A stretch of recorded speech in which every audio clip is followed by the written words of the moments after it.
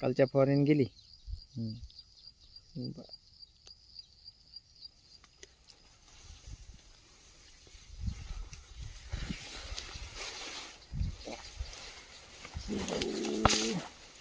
हे 2 झाड आहे हो, 2 बुडा आहे, 2.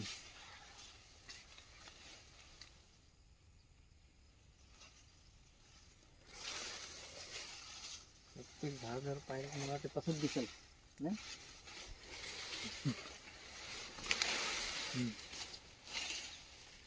असे गुच्छेच्या गुच्छे. सिलेक्शन 4.